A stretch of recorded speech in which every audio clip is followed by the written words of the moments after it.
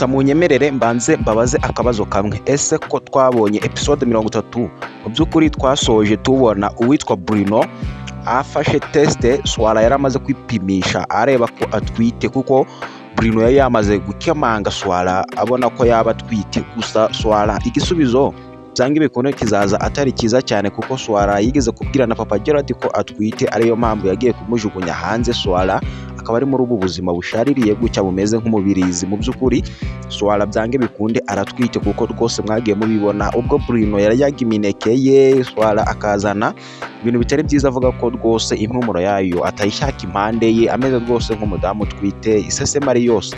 Bruno nk'umuntu mukuru nawe nibwo yashishoje ajya kugura teste ngo ahe Swala yipime mu by'ukuri aberebe ko yaba atwite.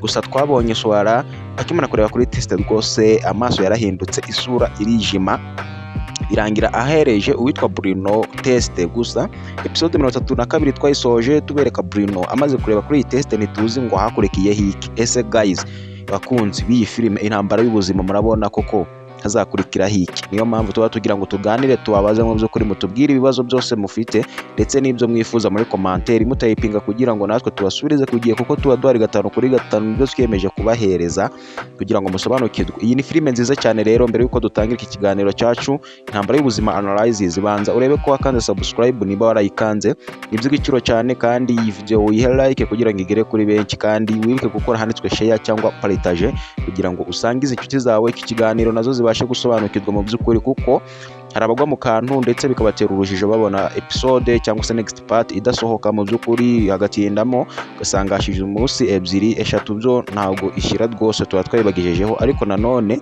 wasangiza inshuti zawe by'umwihariko abakunzi b'iyi filime intambara y'ubuzima iki kiganiro, kugira ngo basobanukirwe bamenye impamvu filime ibitasohotse, kuko twari babwiye rwose tuba dufite byinshi byo gukora, kandi nanone filime tuba tugomba kuyibahereza ifite isuku ndetse n'umwimerere, kugira ngo tureke kubapfunyikira, mu by'ukuri tubahe iby'ingenzi kandi by'umumaro bikwiye mu gihe cya nyacyo.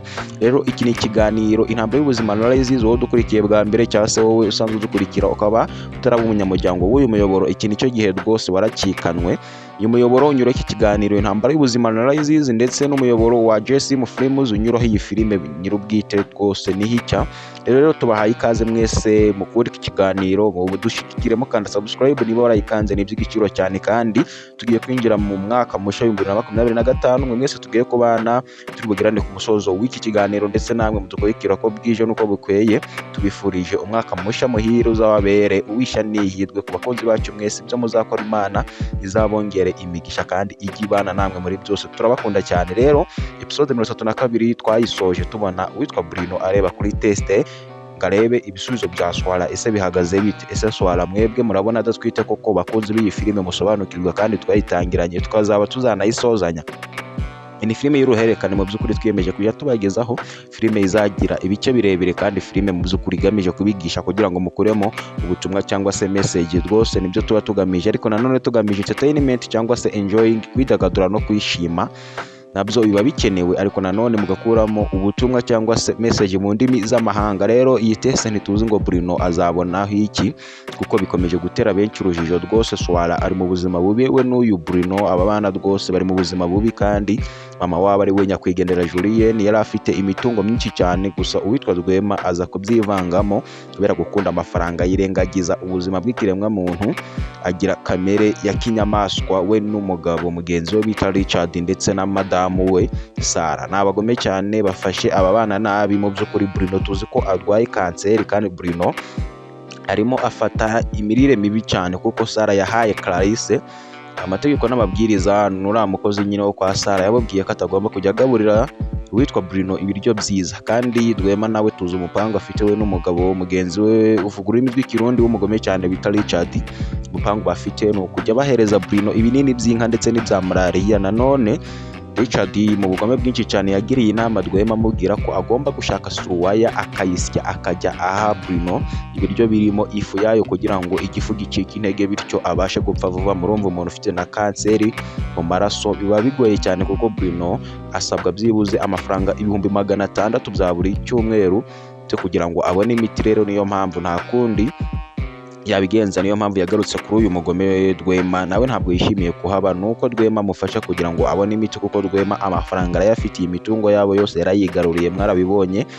Gusa uwitwa Feza ari we mushiki wa Rwema akanaba murumuna wa nyakwigendera Julien, nta bushobozi afite bwo kuba yatunga aba bana, niyo mpamvu abarekera muri uru rugo mu by'ukuri bagafatwa nabi bene aka kageni. Swara nawe rwose Sara yategetse ko agomba kujya akora imirimo yo mu rugo iyo Clarisse yakoraga akajya ayikora. Ibaze nawe bavandi, mwibaze rwose Sara umugore ufite ubugome nk'ubu ngubu, bigere aho afata umukozi atazi iwabo, atazi aho yaturutse, amugire manager w'aba bana, kandi mu by'ukuri aba bana bafitanye isano, yewe ikirenzeho iyi mitungo yose yidagaduramo ari iy'aba bana. Sara rwose mwarabibonye yabwiye Clarisse ko agomba kujya yicarira, akabyuka akareba televiziyo, akanywa fanta ndetse n'ibindi binyobwa byiyubashe kugira ngo akontorore aba bana, bityo Swara imirimo yose Clarisse yakoraga aba ari we uyikora. Umva ubugome bw'uyu mugore Sara, kandi aba bana ari aba mushiki wa Rwema, abana b'umugabo we nibo abwira ngo babe abakozi b'abacakara mu rugo rwe. Yabahize kuva kera, mwarabibonye, aba bana baragiye baromongana. Ubwo Swara yari afite umugambi wo kwicwa, yarahunze, mwabonye ubuzima yahuye nabwo, yacuruje agataro acuruza inyanya ndetse n'ibindi biciriritse, aja mu buraya bitewe n'ubuzima. Nanone agize amahirwe ngo yiboneye umuryango mwiza wo kwa mama Gerard, papa Gerard amubera inyamaswa, aramusambanya, amutera inda, ajya kumujugunya.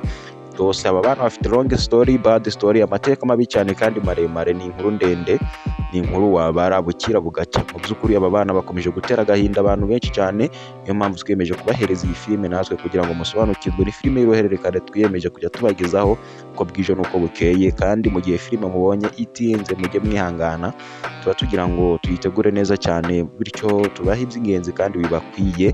Abakunzi bacu mwe mwese mwiyemeje kujya muduhanga amaso mukurikira ibikorwa byacu kuri iyi miyoboro yombi ya chaîne ya YouTube. Rero gusa ibindi byababaje benshi cyane muri iyi episode 32 twaje kubona Bruno yikubita hasi ubwo Sara yamwoherezaga kuvoma, mu by'ukuri kandi azi ko arwaye kanseri, amwohereza kuvoma rwose ngo ajye kumuzanira amazi yo kunywa. Twabonye Bruno yikubita hasi akira amaraso, aradwara cyane, ajya mu bitaro.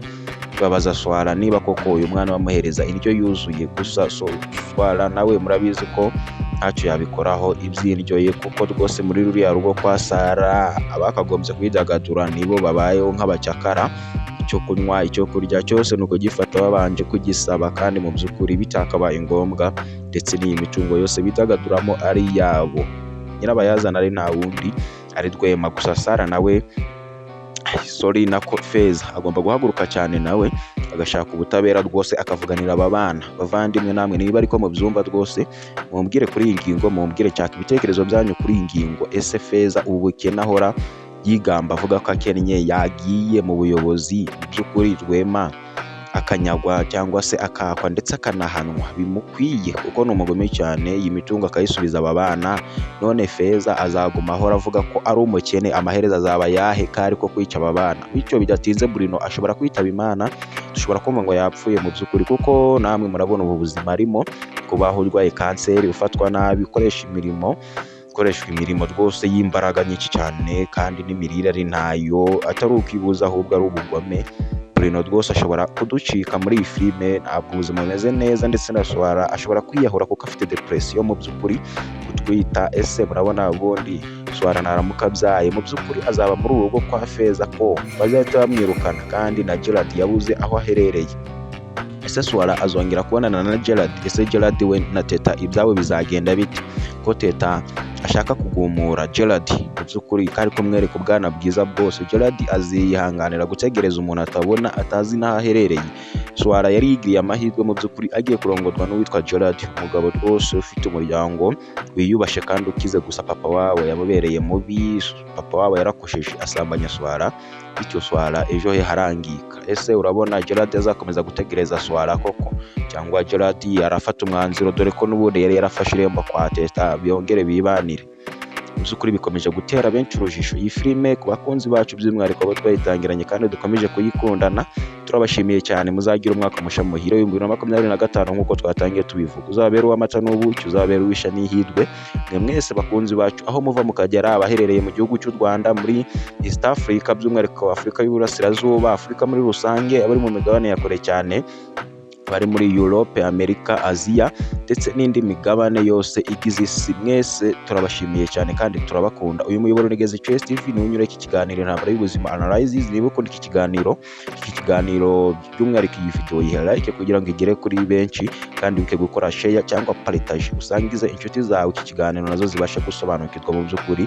Kandi tubabwiye ko episode 33 turi buyabagezeho ku munsi w'ejo ku isaha y'isa 5 zuzuye, saa 5 z'amanywa mu gihugu cy'u Rwanda, kuri YouTube channel JSM Films rwose episode 33 iraba ibagezeho. Rero niba muyitegereje muri benshi, mutwereke muri comment, mutugaragariza imbamutima zanyu kandi turabasubiza cyane. Ikibazo cyose, igitekerezo, ubuhamya, inyunganizi waba ushaka kudusangiza, wabitwandikira muri comment. Niba ari ibyihariye rwose, urasanga nimero yacu muri description cyangwa se ku muyoboro wacu wa YouTube. Utwandikire kuri WhatsApp ikibazo ndetse n'inyunganizi cyose waba ufite.